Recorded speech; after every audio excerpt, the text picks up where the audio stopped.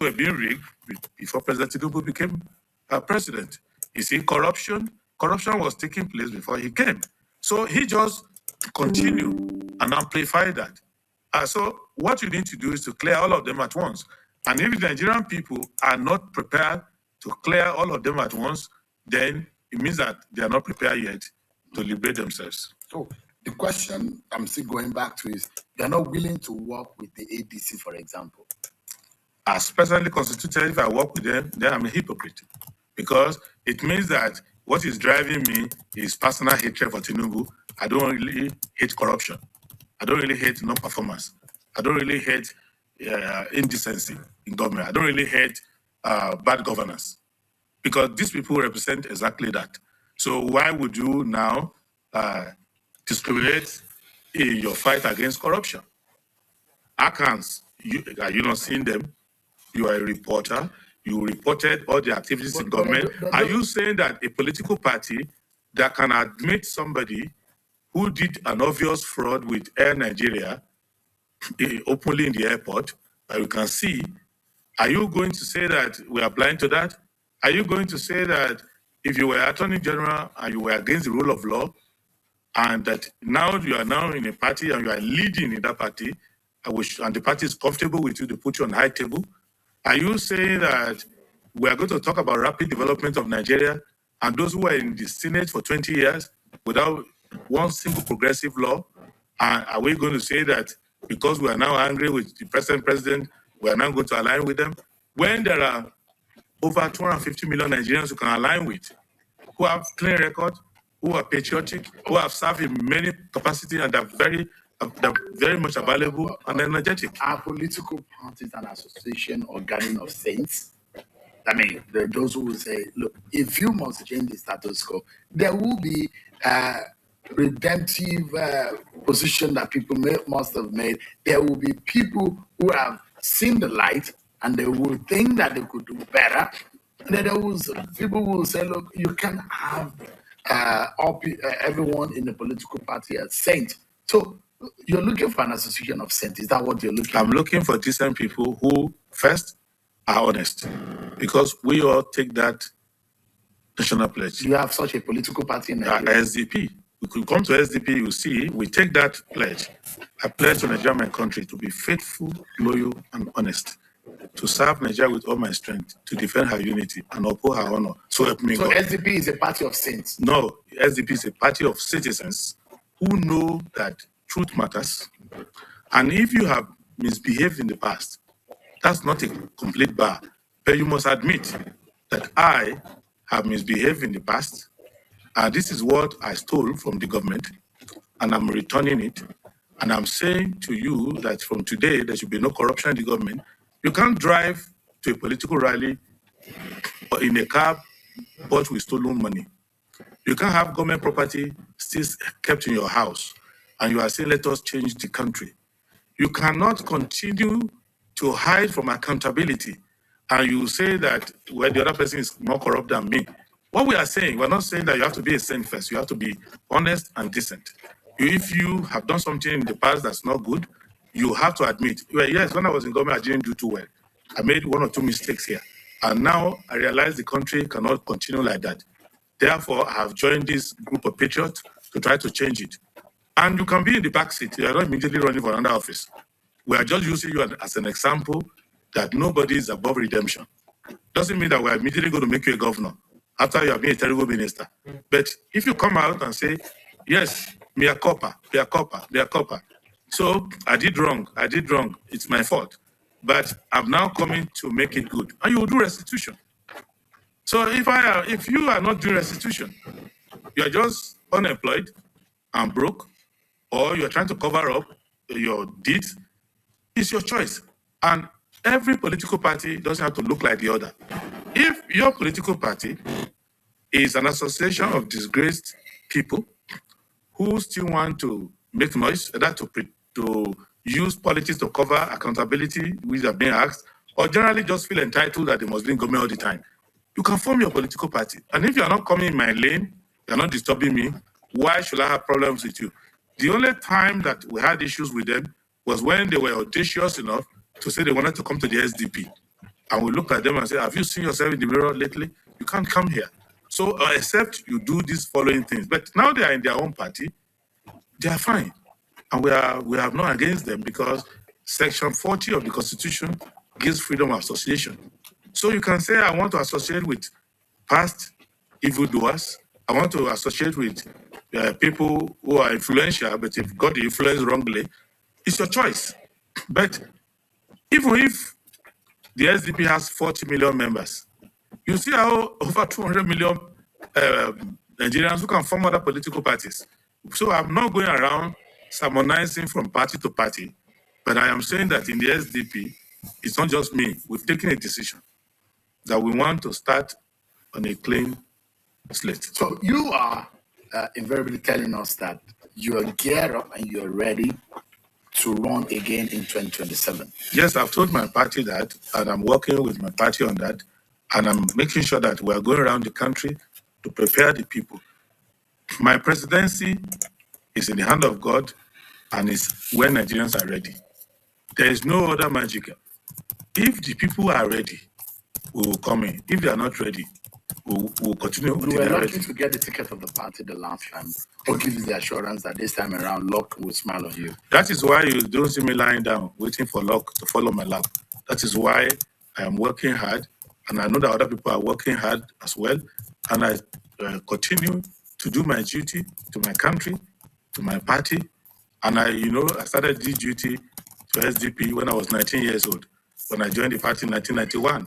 So there's no level in the party that I've been given an assignment or a service to perform that I have not done it.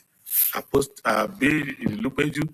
Yesterday at Awolowo Postmo's birthday, people were reminding me on how I used to go to Jakande's house, Bishop Street in Lupeju, and go around Lagos pasting posters for the SDP as a 19-year-old, how I used to organize, and people saw me in Abiola's house after the announcement of the election, saw how the effort we're making. They were joking at me, how you are beginning to spot some gray hair.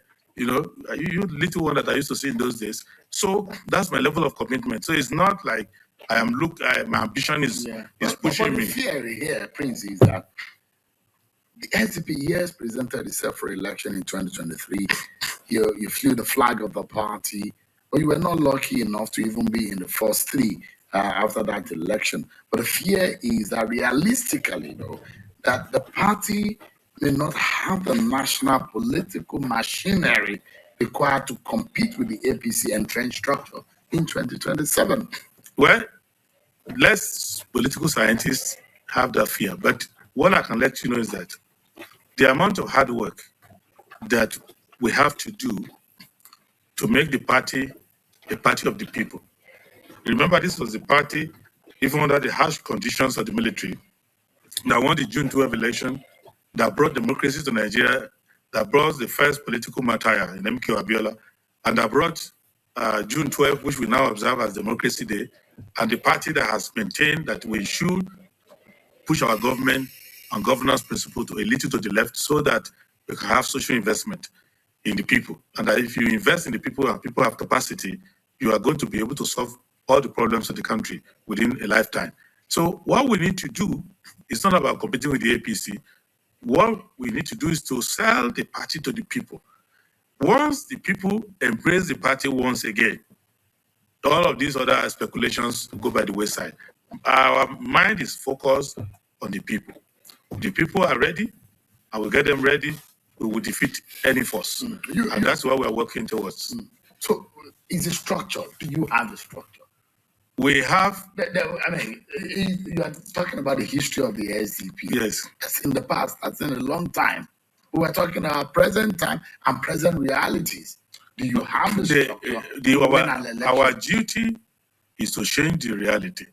If you continue with this reality, Nigeria will go to hell, and God forbid. So what we are trying to do is that if we are going to change our direction, we need to change our consciousness. What the SDP is doing, and that's why people in the media are using different metrics. We are not doing a parade of big men. We're not doing plain stunts. We are going to where the people are, waking the people up, getting them interested in their country, in the politics of their country, and ensuring that at the end of the day, they can feel proud to belong to a political party that is, I understand this party. It's about me. It's about my community. And once they get into it, you will start to see that the structure will be organic with the people of Nigeria, and it will be as diverse as the country is, and it will not be idiosyncratic. It will not be a personality cult. It will not rise and fall based on whether Adewale Adebayo is running or not. It will be a solid structure that is built to last and that is raising cadre of Nigerians that when you look at their political activism, you look at what they do in their community, Nigerians can say, okay, I think this democracy is meant for us and it can work. And most of the problems that we have now can now be solved through the use of politics. So good politics is a precursor to good governance. And good politics must first involve the people. But I see newspaper headlines sometimes, and I see TV shows, they will just take picture of a few so-called big men and say, can this person defeat this person? As if it is a boxing match between individuals. What we are doing is to say, no, no, no. Go back to the people, get them to be interested. So when I go around the country and I see how people react to what we are doing, the kind of question they ask, whether they are now internalizing the democracy and they are owning the action, then I know people are getting ready. And that's what we will do. We are not going to get distracted. We're not going to disturb ourselves with your rating. We're just going to go to the people and start to engage the people and see that the people buy into the party and that the people see the performance of the party as their own performance. So where we don't do well in the election, they will know, but we didn't organize well here. That means we are not having sufficient number of citizens who want to solve this problem, who want to own the problem and solve it. And when you start to see the quality of candidates coming out, when you start to see the quality of party agents, when a retired army general is willing to be a party agent in his own polling unit, when you see a retired director of central bank coming out, not being big man, watching somebody on watching about lawyer analysis on his desk or on his couch, when he's now out there saying, no, I want to make sure what goes on in my polling unit matters. When you see the so-called elite now leaving the cocoons of their houses and knocking the door of their own houseboy, house girl, and say, let us exercise our citizenship rights together. That's where you see the SDP in action. With all these big men holding meeting in their fancy parlors and going to higher hotels, you won't see us So there. 2027 election invariably will be an election of the ordinary people. That is when we can make a change, because if it's a big man versus big man, one gang of the elite versus another gang of the elite, the people will not partake because they know that if a band of tigers are struggling with a den of lions over a carcass, no other animal is going to take out of it. So you leave them to fight the epic battle. But if it is a movement of the people, you will see that the elite themselves will advise themselves that their time is over. You seem to have a fear about what Tinubu represents. And recently you've said that there are those who are limited to the objective of defeating Tinubu. The SDP wants to defeat the system which Tinubu symbolizes. What exactly are you talking about when you say Tinubu and the system? What system are you talking about? And what symbolism do you think Tinubu represents? Tinubu represents a system of a self-centered elite who want to replace the colonial masters and who believe that the resources of the community, of the country belongs to them, and who believe that in trading favors among themselves, they can form an invisible queue of a limited number of people who will be taking power. And that's why Tinubu could tell you two things, which he told you publicly. There are many other things that are worse that he hasn't told you that he's doing. But he told you two things. He said he read a litany of how many people he had helped to power. People he even knew were not competent, were not suitable. He said, I've helped them to power. This one was crying after losing. I made him to win. This other one, who's a governor, who will have made him governor? But I made him governor. So it is my turn. So he's not telling you that on behalf of Nigerian people, I have a mission to perform. He's saying, all of you unqualified people who from time to time have entered government, who is the person who made it happen for you? It is me. So you need to pay me back. Emiloko, it is my personal turn. Now, that's one philosophy of Tinubu, which I find to be a dangerous, narcissistic, and retrogressive philosophy. Then he went further to say, don't waste your time debating anybody, going anywhere to talk and convince anybody. I don't have time for all this balabulu and polaba. Power is not served a la carte. You don't ask for it. What you do is that you grab it, you snatch it, and you run away with it. That is a fascist statement. To say that ignore the people, they don't matter. Once you form enough power base, you grab the power. And from there, and if you see how he's running the government, he's quite a lawless person. And a president that is lawless like that frightens me. And it should frighten you because how can you take control of the economy of Nigeria like a bandit, have 3 appropriation acts simultaneously running, and you are not obeying any of them? And you go further to take loans as you want and whimsically spend the money as if it belonged to you. You don't obey the Appropriation Act. And you have in contradiction between you and your minister, between you and the National Assembly, between you and all your ministers, because your ministers are coming out to say, not even 1% of my capital vote has been given to me, and nobody's accounting for the money. And you now make yourself a fiscal hangman that wants to hang every hardworking Nigerian under a draconian and complicated self-interested taxation regime, where now people are being taxed for no representation, no performance, no government. So there are many people who were fumbling and bumbling in government in the past. I was very critical of President Goodluck Jonathan. I respect him. He's been very kind to me. But someone like Jonathan should not have been president. He wasn't qualified. He wasn't ready to do the work. So it's not Tinubu that's the only one. You've had Buhari. Buhari was not even present on this planet. He was living in another kukuku land throughout the time he was there. He wouldn't know what Nigeria looked like if he saw it on the map. But he was there for 8 years. So now, Tinubu is an organized and scientific destroyer of the system. So he has competencies, but he's using the competencies negatively because he has seen a lot of gap. He knows 3 things. The Nigerian elite are feckless and they're about themselves because he's been financing them for some time. He's been seeing them. He knows that these people don't mean anything. They don't stand for anything. So if I confiscate the resources, they will all come to me and all of them will start following me. He has achieved that. He also knows that political parties are people just looking for a way to be recognized and be compensated one way or the other. They don't have fidelity to their party and they're not committed to that. So he's managed to make sure that such political parties are decimated. Lastly, he knows that if the Nigerian people are given a sense of fait accompli, they can lose hope and say, well, what can we do? This man is going to be there anyway. Let me just give up. So these are the 3 reasons why I think that we have not had a president as dangerous as President Tinubu. We've had poorly performing presidents. We have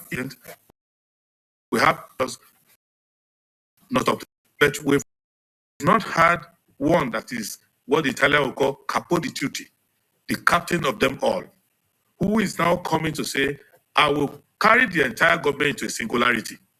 I will now make it about myself. And the government will be appropriating my own personal empire. Is that how you see the Tinubu government? That is how they are working. But I mean, how do you then defend or your stance? At a point, you made a reference as to the fact that the Bola Tinubu government taxes everything. And there are those who will come out to say that is not actually true. You don't have the fact. In criticizing this government, and you see some of the policies of this government, it would be good for us to stay on some of these issues that have made up this government as it's formed For example, the issue of state policing. The government has come to say, the president said he wants state policing. And there are those who will say, a lot of Nigerians have been asking for state policing. Are you excited by that kind of move? The Attorney General, the new one, has made a move by setting up a committee for state policing. All these is in the bid to solving our security problem. Do you appreciate that effort, for example? All we